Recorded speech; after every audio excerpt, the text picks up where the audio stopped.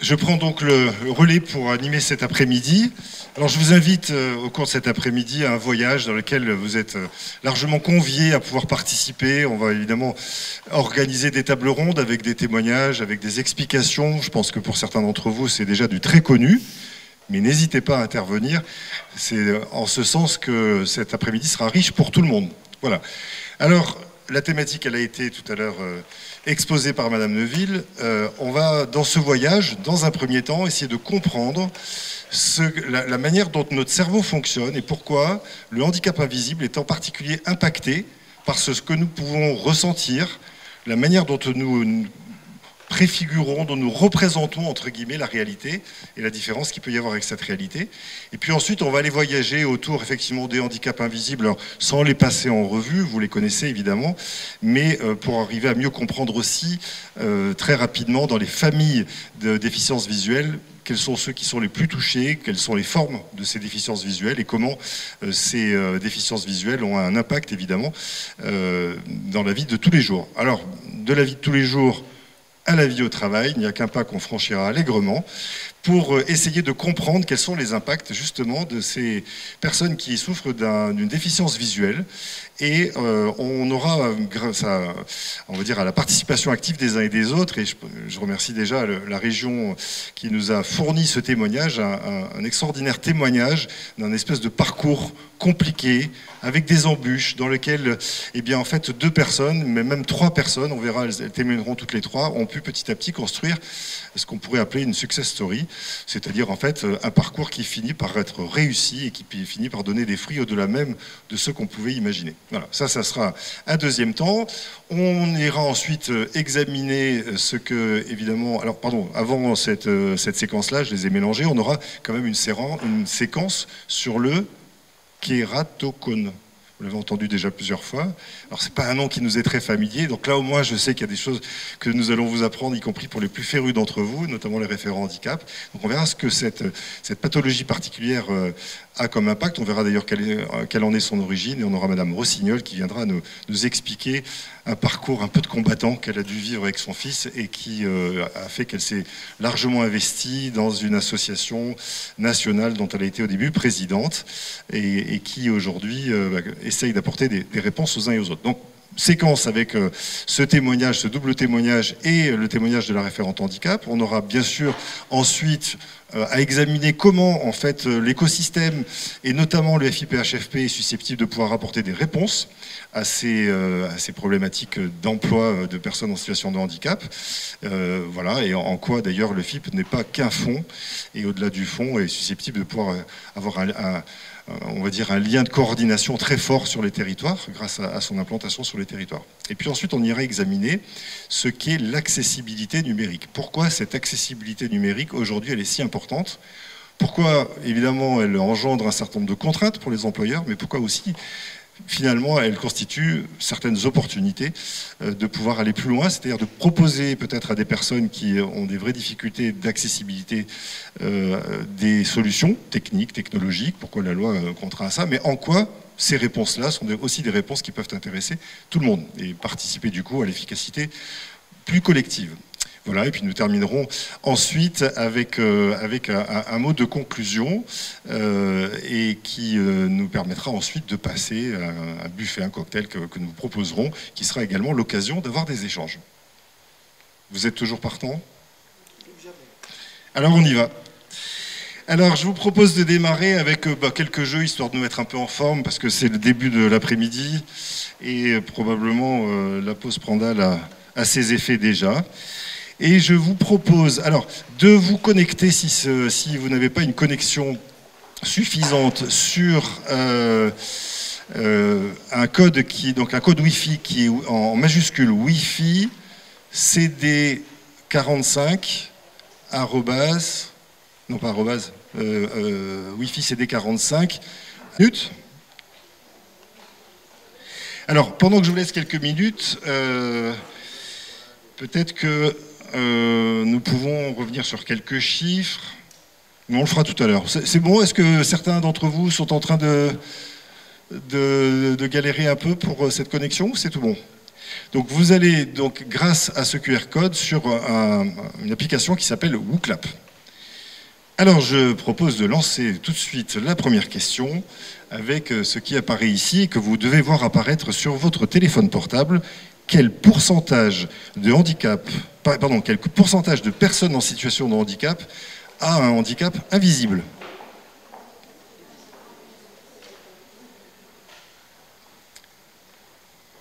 Quelques secondes, est-ce que derrière les réponses commencent à arriver? Pas encore, hein. Donc vous avez 3 choix, 10, 45 ou 80%. Bon, pour les plus férus d'entre vous, notamment les référents handicap, responsables de mission handicap, je suppose que c'est de la balade, tant plus qu'on a dû l'évoquer à plusieurs reprises dans le cadre des handipacts, et probablement, évidemment, pour le FIP.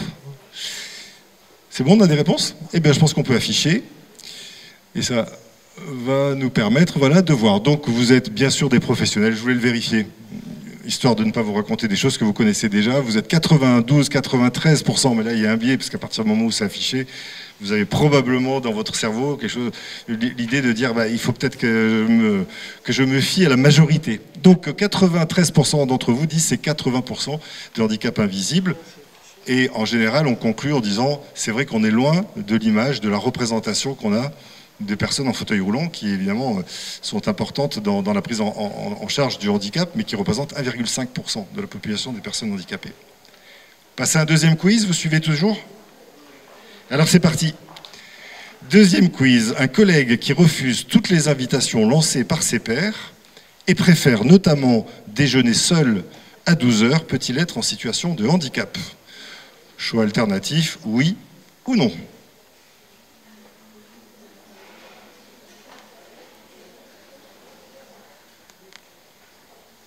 C'est bon, vous l'avez sur vos téléphones, pas de problème technique?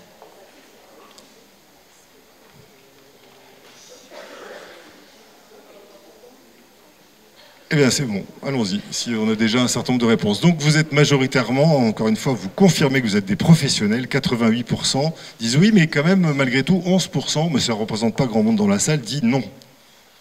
Alors, pourquoi ça pourrait être un handicap, puisque vous êtes nombreux? À quoi vous pensez en particulier? Un problème? Autistique. Absolument. Donc on peut imaginer qu'à un moment donné, la présence de personnes, notamment, soit quelque chose d'un peu envahissant. Ok. Autre situation possible? Oui, alors un trouble digestif, c'est vrai qu'en tant que tel, c'est pas caractérisé comme un handicap, sauf si de fait ça vient effectivement être une conséquence. Mais allons un peu plus loin, mais vous êtes probablement aussi déjà sur la voie. Oui, alors malentendant et sourd, bah oui, c'est vrai que c'est le sujet, merci, enfin le sujet en tout cas handicap visuel ou autre, donc ça peut poser des problèmes, mais ici y compris malentendant, sourd, pourquoi pas. Voilà, un diabète par exemple. Vous voyez, un diabète qui fait qu'on est obligé à heures régulières de se piquer pour vérifier quel est son taux de glycémie, pour ensuite faire ce qu'il faut, ses médicaments, etc., peuvent être tout à fait des problèmes qui expliquent cette situation. Donc, à travers cette question, vous voyez à quoi on va en venir. Attention aux représentations trop hâtives de personnes qui ont l'air de ne pas vouloir participer à la vie de l'équipe, alors qu'il ne s'agit évidemment pas du tout de ça. Alors, en fait, si on arrive à dire ah bah oui, attention, ça y est, on va encore avoir des sermons sur le handicap, en fait, c'est un peu culpabilisant, et puis c'est pas très sexy, et puis c'est pas comme ça que ça fonctionne. Donc, je vous propose de faire une petite balade autour de ce que notre cerveau produit et en quoi il nous joue des tours. Ça vous va? C'est parti. Alors, ceux qui sont en particulier en face, vous voyez quoi? Bon, alors vous voyez probablement des espèces de formes ovales jaunes sur un fond rose. Et plus qu'horizontale et verticale, sur le côté, bref, ça vous fait penser à quoi? Ça vous fait penser à des vagues. Et votre cerveau, il vous fait voir quoi au juste de ces points? Est-ce qu'ils sont stables ou est-ce qu'ils bougent un peu? Voilà, vous avez un mouvement. Donc je vous garantis que ce n'est pas une animation que nous avons produite pour vous, mais c'est bien une image fixe. Ce qui veut dire très concrètement qu'en fait notre cerveau a enregistré à travers la forme, à travers la manière dont les couleurs sont installées, etc., a enregistré quelque chose qu'il a déjà vu. Et ce qu'il a déjà vu, c'est des formes de vagues. Et donc quand on voit ça, ben, notre cerveau nous dit ce sont des vagues. Ou en tout cas, c'est en train de bouger comme si c'était des vagues. Okay ? Premier élément pour nous déculpabiliser, vous voyez, finalement, en fait, notre cerveau nous joue des tours. Alors, il a plein d'avantages, qui fait qu'on peut le remercier, mais là-dessus, il n'a pas toute l'objectivité qu'on lui prêterait, et c'en est un premier exemple. Alors, le deuxième exemple va être aussi parlant. Allez, très objectivement, comme ça, très rapidement, spontanément, vous diriez, quel est le cercle qui est le plus gros? Celui de droite ou de gauche? Donc, je rappelle que vous voyez deux cercles jaunes au milieu, d'autres cercles qui sont verts. Dans le cas du cercle gauche, vous avez des petits cercles, enfin du cercle de l'image à gauche, vous avez des petits cercles, et dans le cas du cercle, enfin de l'image à droite, vous avez des gros cercles qui entourent ce cercle jaune. Bon, alors sans tricher, vous aviez envie de dire quoi s'il fallait mesurer et comparer? Donc celui de gauche est plus gros, ok? Celui donc qui est comparé avec des petits cercles, ok? Bon. Et donc, quand vous me répondez ça, c'est vraiment parce que vous êtes sympa, parce que vous avez envie de faire marcher le jeu, le test. Mais dans la réalité, vous vous doutez bien qu'il y a un piège. Et si on regarde l'image suivante, qui est juste, on a enlevé les cercles verts, évidemment, là, à ce moment-là, cet effet de comparaison disparaît complètement. Ça veut dire quoi? Ça veut dire que notre cerveau, pour arriver à comprendre, à se faire une histoire, il est obligé de faire des éléments de comparaison par rapport à ce qu'il a déjà vu. Et quand il voit quelque chose de gros par rapport à quelque chose de petit, c'est plus important. On va le revoir tout à l'heure. Okay? Je vous rappelle que notre cerveau, il a 4 fonctions exécutives majeures, et c'est ce qui fait qu'il organise en permanence notre représentation de la vie. Première fonction, c'est qu'il est obligé d'aller vite. Si je vous ai mis encore un peu plus de stress en disant « Bon alors dites-moi vite, quel est le point ?» Donc à ce moment-là, il fallait que vous donniez je vous aurais invité à donner une réponse très rapidement, et donc du coup, vous n'auriez pas pris en considération ce que vous avez fait dans un deuxième temps, qui consiste à dire, bon alors, tout bien pesé, quand même, bon an, mal an, si je regarde les deux cercles, probablement, ils sont à peu près identiques. Deuxièmement, notre cerveau, il va essayer de gérer la complexité. Bon là, c'est simple, il y a 2 points, il y en avait quelques-uns de plus tout à l'heure, mais globalement, dans notre capacité à appréhender la réalité, je ne sais pas moi si dans cette salle je vous dis quelle est la couleur du mur qui est derrière, sauf à ce que vous retourniez, je ne sais pas s'il y a beaucoup de personnes qui me diraient que le mur est orange, d'accord? Peut-être que certains l'ont vu, d'autres l'ont peut-être pas vu. Combien y a-t-il de poutres qui entourent cette halle? Vous voyez, vous l'avez pas vu. Donc notre cerveau, il est obligé de prioriser. Donc, quand vous êtes arrivé, vous avez vu des gens, vous avez essayé de repérer les personnes, et donc forcément vous avez une focale particulière. Voilà. Troisième effet de notre cerveau, c'est qu'il va mémoriser, il ne va pas pouvoir garder tout en mémoire. Donc ce qu'il va mémoriser, c'est ce qu'il a déjà interprété, pour la 4e fonction, qui est celle du sens, parce qu'il est obligé de se faire un récit. Notre cerveau est obligé de se raconter une histoire pour nous donner quelque chose qui va être du domaine de la protection. Et en fait, ces 4 fonctions ont été construites au fil des siècles, spécifiquement pour nous protéger, on va dire, des bêtes féroces. Okay? Donc, ce qui se passe ici, c'est que, du coup, notre cerveau nous amène à jouer des tours. Alors, on est un peu loin des handicaps invisibles, pas tant que ça. On va continuer avec un prochain quiz ou une prochaine question. Alors, il s'agit d'Albert. Albert est réservé, méticuleux, cultivé et solitaire. À votre avis, il doit être, et vous avez 3 propositions, bibliothécaire, commerçant ou pilote de ligne. Et donc là, vous retournez sur votre application WooClap et vous nous répondez en toute sincérité.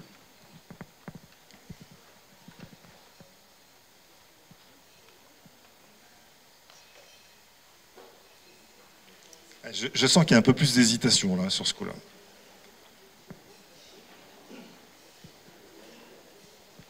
Ce qu'on est en train de faire, c'est de passer en revue quelques-uns des 200 biais cognitifs qui existent. Je vous mets quand même sur la piste. On a des réponses? Ouais, ça continue à bouger. Voilà, je peux présenter ça comme ça. Donc vous dites, il est bibliothécaire. Il est bibliothécaire. Sur quelle allégation vous avez dit majoritairement à 85% qu'il était bibliothécaire? Quel est le critère que vous avez pris en compte? Le critère que vous avez pris en compte, il a été évidemment complètement induit par la forme de la question. Il est réservé, il est méticuleux, il est cultivé, il est solitaire. Alors, à votre avis, quelle est la proportion de commerçants, de bibliothécaires et de pilotes de ligne en France? Et vous voyez, quand je vous déplace sur un autre sujet, en fait, cette personne, ce Albert, dont on ne dit pas ce qu'il doit être, il a toutes les chances d'être commerçant, s'il est d'un des trois. Encore un biais qui nous envoie vers une forme de réponse, et qui d'ailleurs a évidemment un impact très important, notamment sur les politiques d'inclusion, y compris dans les quartiers. Grand, costaud, pour peu qu'on soit un peu basané, on est quoi? Agent de sécurité? Non, ça vous semble pas évident? Bon. Voilà. Je continue pas, vous avez compris. Ok, alors je vous donne maintenant une autre représentation. Je vais la décrire pour ceux qui subissent une déficience visuelle. En fait, ce qu'on appelle dans les biais cognitifs les pensées routinières. Alors, ce que nous voyons ici, c'est George Bush avec, W. Bush, là, avec Nicolas Sarkozy. Et donc, pour la description qu'on peut en faire, ils sont à peu près à la même taille. D'accord? C'est-à-dire que sur la photo, on les voit, ils sont à peu près au même niveau. Bon, Nicolas Sarkozy, légèrement plus petit. Sauf que derrière, la description qui est donnée, c'est George Bush fait 1m83 et Nicolas Sarkozy fait 1m65. Donc, est-ce que cette allégation, ce qui est grand est important, est vrai? Ça, c'est la première question. Et deuxièmement, est-ce que Nicolas Sarkozy est au courant que cette allégation, en fait, elle trotte dans la tête des uns et des autres? Eh bien, vous allez voir la slide suivante. Et la slide suivante montre que Nicolas Sarkozy est sur un petit remontoir, parce que lui connaît absolument, en fait, cette allégation. Alors, il sait très bien qu'il ne peut pas lutter contre, parce que c'est passé dans la pensée collective inconsciente, mais il sait très bien que s'il ne joue pas avec, et donc il est obligé de s'adapter, eh bien, en fait, il va être pénalisé dans la légitimité qu'on va lui apporter. Et pourquoi il le sait? Probablement parce qu'il a dû voir une de ses études, comme celle qui va vous être affichée maintenant, qui corrèle, alors ça c'était en 2003, qui corrèle la taille des hommes avec l'incidence sur la vie et la carrière professionnelle, et là, en l'occurrence, c'est en fonction de la rémunération. Et donc, pour ceux qui ne voient pas bien, vous voyez, enfin, pour ceux qui n'ont pas une vision suffisante, vous avez en fait une courbe qui démarre un peu moins de 15 000 euros, c'était en 2003, et qui monte jusqu'à 20 000 euros, et qui est presque graduelle dans la corrélation qu'on peut faire avec la taille. Voilà. La réalité, c'est celle-là. Alors, c'était en 2003, on peut espérer qu'entre-temps, les choses aient bougé, mais globalement, vous voyez que quand on a des personnes qui nous disent notamment qu'elles sont obligées de simuler, de compenser, et puis on en aura un témoignage tout à l'heure parce qu'il y a un risque, et bien en fait ce risque il est réel. Dans l'inconscient collectif, il y a un certain nombre de biais, de pensées routinières que nous avons. Ok, je vous propose de continuer avec maintenant les stéréotypes, et puis on va faire un petit arrêt sur les stéréotypes. Alors, cette personne-là, elle a été montrée en photo à un échantillon extrêmement large d'étudiants à la sortie de leur université. On leur montrait cette photo et après quelques instants, une fois qu'on leur avait demandé de bien regarder cette photo, on disait il va falloir que vous nous disiez ce que vous pensez de cette personne-là en termes de beauté, sur une échelle de 1 à 5, je crois, d'intelligence et d'ambition. Sauf que au premier groupe de personnes, enfin tout un groupe de personnes, on a dit cette personne s'appelle Maria D'Angelo. Sauf que évidemment, on a fait un deuxième groupe très important à qui on a dit, alors vous voyez cette personne-là, cette jeune femme, elle s'appelle Sarah Fickenstein. Puis le troisième, ça a été Kay O'Malley. Et puis on a mesuré ce qu'il disait sur le degré de beauté, d'intelligence et de l'ambition de cette même personne, parce qu'évidemment, il s'agit de la même personne. Et vous avez les résultats qui s'affichent sur l'écran, donc je l'explique. Si on s'appelle Sarah Fickenstein, le niveau de beauté est à 3. C'est pas beaucoup, hein. Pourtant c'est une belle jeune femme blonde, hein. J'en fais la description. En revanche, si on parle d'intelligence et d'ambition, alors là, elle surperforme avec, non c'est donc une échelle de 1 à 10, avec, on est autour de 8, 8,5. Donc quand on s'appelle Sarah Fickenstein, nécessairement, il y a des chances qu'on soit intelligente et ambitieuse. En revanche, la beauté, c'est pas exactement ça. En revanche, quand on s'appelle Maria D'Angelo, eh bien, en fait, on inverse. Alors, on est franchement beaucoup plus belle pour la même photo. On est à 8,5. Mais en termes d'intelligence, j'ai presque honte de le dire, on est à 3, quoi, 3,5 sur 10. Voilà. Et puis, par contre, c'est relativement stable. En termes d'ambition, c'est pas trop qualifié, Maria D'Angelo, la représentation culturelle qu'on a d'elle. Alors paradoxalement, eh bien, il y a des noms qui en fait ne font pas l'objet de stéréotypes, et c'est le cas par exemple de Keomale, qui est stable à 5. Ok? Alors, c'est quoi le système de stéréotypes? Vous les connaissez? Et si on parle de ça, c'est qu'évidemment, ça a quelque chose à voir avec notre sujet d'aujourd'hui. Le stéréotype, c'est qu'au début, on va classer, on va créer des catégories dans lesquelles on va mettre des personnes. Pourquoi? Simplement parce que notre cerveau, il a besoin de pouvoir avoir des repères rapidement. Vous vous souvenez ce que je vous ai dit? Notre cerveau, il a besoin d'aller vite, de prendre plein d'informations en même temps, de les traiter, de donner, de raconter une histoire. Et donc, qu'est-ce qu'il fait? En fait, il classe. Et alors, quand on est enfant, on attrape tout, comme une espèce de disque dur vierge, mais très rapidement, au cours notamment de la petite enfance, de l'adolescence, petit à petit, le cerveau de l'enfant va petit à petit classer. Et nous, non seulement nous classons, mais de temps en temps, nous supprimons, nous écrasons du disque dur tout ce qui n'a pas été rejoué à plusieurs reprises. C'est ce qui fait d'ailleurs qu'en fait, dans les biais cognitifs, il y a une forme de répétition, comme si notre cerveau était gravé comme un sillon. Voilà. Et on va avoir, donc, du coup, à travers ces classements, la possibilité de se représenter le réel. Sauf que le classement, la catégorie, va donner des stéréotypes, puisqu'il va bien falloir qu'on donne des attributs en fait, à ce classement pour arriver à ce qu'il existe. En fait, il n'existe que parce qu'on dit ceux-là, ils sont petits, grands, jaunes, noirs, riches, pas riches, etc. Et donc, on va évidemment donner des attributs qui vont nous permettre de comprendre, en fait, en tout cas de mieux interpréter le réel. C'est ce que nous pensons, et c'est pas d'ailleurs complètement vrai.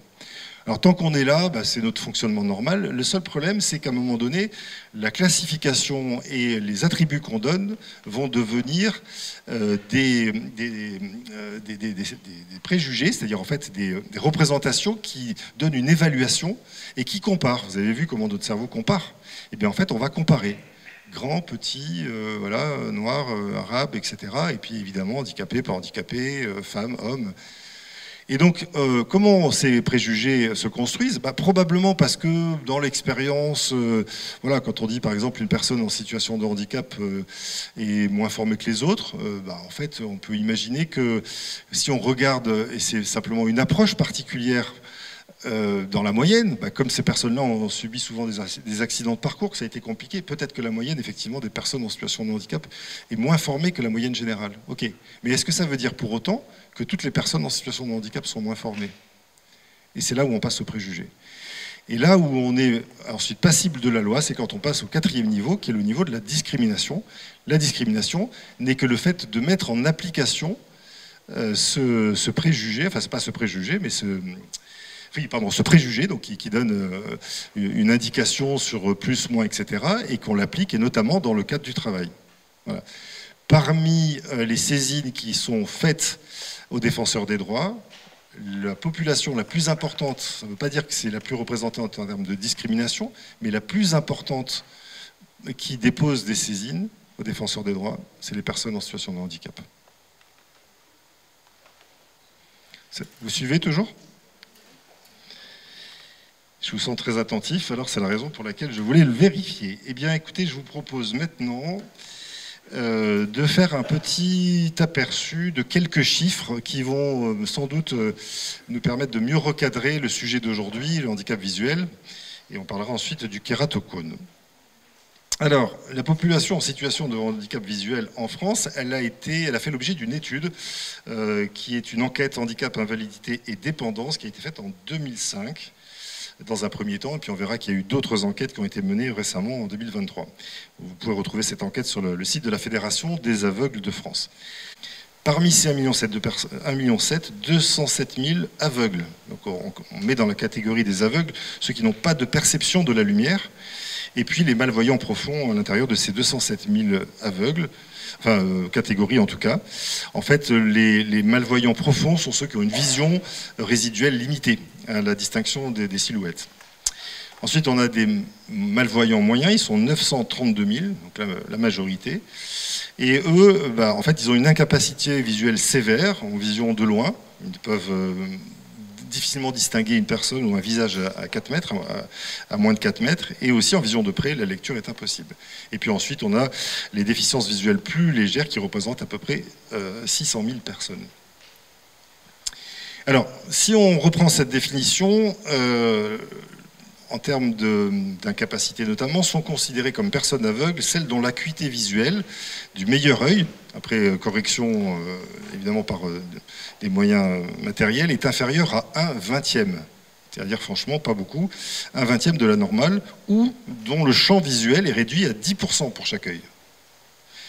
Voilà, 4% des personnes sont aveugles de naissance, seulement, contrairement peut-être à des idées reçues.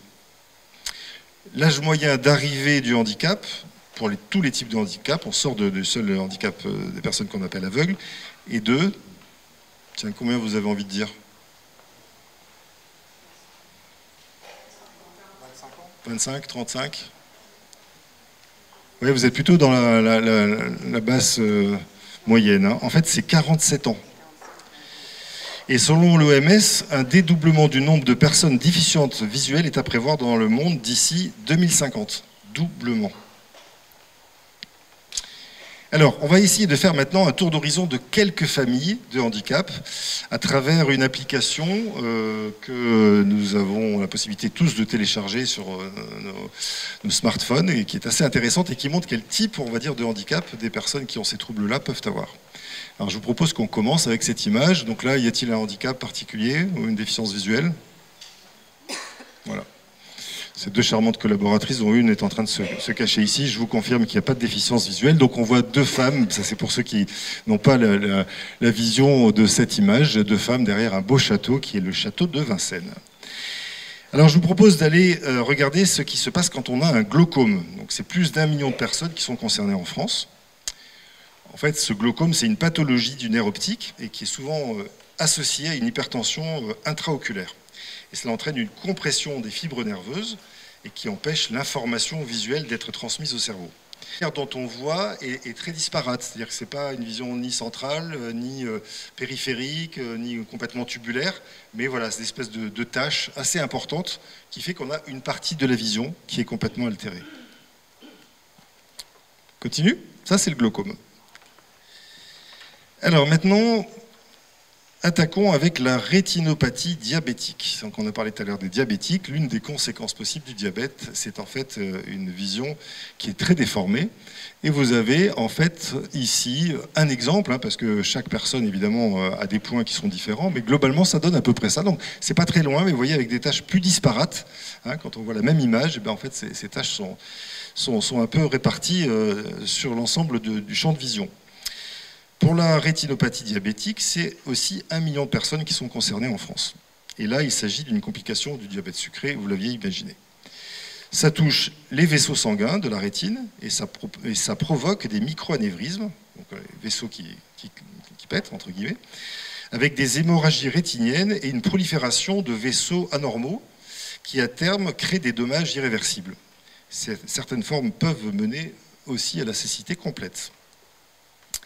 Troisième famille, la dégénérescence maculaire liée à l'âge, ce qu'on appelle la DMLA. Peut-être que dans votre entourage, vous avez un certain nombre de personnes âgées qui en sont atteintes avec une progression qui se fait au fil des ans. Ben là aussi, ça touche plus d'1 million de personnes en France. Et c'est une dégénérescence de la zone centrale de la rétine qui est responsable de la vision des détails. Voilà, on l'appelle aussi la macula, la DMLA. Alors on distingue deux formes de macula, la forme atrophique ou sèche, la plus fréquente et plus lentement évolutive. En fait, c'est une progression de la destruction des cellules visuelles, ce qu'on appelle les photorécepteurs. Et là, s'il n'existe pas de traitement, mais des compléments alimentaires qui peuvent freiner, entre guillemets, qui peuvent agir en prévention et freiner ensuite le développement. Et puis, la forme exsudative, ou néovasculaire ou humide, pardon pour les grands mots, mais c'était les termes exacts médicaux, c'est une prolifération de vaisseaux anormaux, ce qu'on appelle les néovaisseaux. Et cette forme, elle évolue, hélas, très vite, mais peut être améliorée, ralentie, parfois stoppée, grâce à de nouveaux médicaments qui ont été mis sur le marché il y a relativement peu de temps. Donc, un espoir là-dessus. Quatrième famille, la rétinopathie pigmentaire. Alors là, on a un peu moins de personnes concernées en France, en moins pour ceux qui sont recensés. Ça touche 30 000 personnes. C'est une dégénérescence progressive des cellules photoréceptrices de la rétine. Et ça commence essentiellement par la périphérie. On le voit bien sur cette image, hein, puisque là, en fait, toute la périphérie est petit à petit obscurcie. et plus tardivement par le centre de la rétine. Alors à ce moment-là, on arrive à une cécité. C'est une maladie génétique et on peut arriver jusqu'à la cécité complète. Cinquièmement, la cataracte. Alors, vous voyez que dans la cataracte, en fait, on n'a pas de gros nuages, entre guillemets, mais on a une espèce de flou. On serait plutôt dans, si j'étais Monsieur Météo, dans une forme de brouillard, on va dire, hein, dans lequel on voit un petit peu, mais pas beaucoup. Et donc, le même sujet que nous avons photographié tout à l'heure, en fait, on les voit, mais on les distingue à peine. Donc la cataracte, elle touche environ 600 000 interventions chirurgicales par an. Donc on n'est pas sur la même classification, hein, ce n'est pas 1 million de personnes, c'est 600 000 qui se font opérer par an. Ce qui veut dire qu'il y a beaucoup plus de personnes qui ont la cataracte, et la cataracte s'opère également. Donc de quoi s'agit-il? C'est ce que j'expliquais tout à l'heure, une opacification des fibres cristallines due au vieillissement physiologique de l'œil. Donc le traitement chirurgical, il existe. Et on a aussi, on peut remplacer le cristallin qui est altéré par une lentille artificielle et souple. Et ça permet dans 90% des cas une récupération fonctionnelle très bonne, en fait, très rapide et très bonne. Sixième et peut-être dernière, si je ne dis pas de bêtises, la neuropathie optique de Leber. Alors, j'ai bien conscience de ne pas vous faire une description de l'ensemble des troubles visuels, parce qu'ils sont beaucoup plus nombreux, hein, mais de ceux qui sont les principaux et sur lesquels vous pouvez probablement avoir des cas dans vos établissements. Donc la neuropathie optique de Leber, eh bien en fait vous voyez que c'est d'abord une maladie qui est transmise uniquement par la mère, car lors de la reproduction, elle seule transmet son ADN mitochondrial. Ensuite, cela signifie qu'une femme porteuse de la mutation la transmettra à tous ses enfants, quel que soit leur sexe. Donc ça, mauvaise pioche à la loterie. Pour autant, toutes les personnes porteuses de la mutation ne développeront pas forcément la maladie. Donc ce qu'on voit là-dessus, c'est qu'en fait, la vision centrale est complètement altérée. Donc vous pouvez peut-être voir de temps en temps des personnes qui vont tourner la tête, qui vont essayer de regarder à droite à gauche, qui vont faire peut-être des signes bizarres. Ils n'ont pas forcément d'ascendance culturelle hindoue ou indienne en tournant la tête comme ça, mais simplement essayent de se repérer à travers ce qu'elles voient. Ça peut être un signal pour vous, ou un signe qui va montrer que de fait, on a une vision qui est altérée.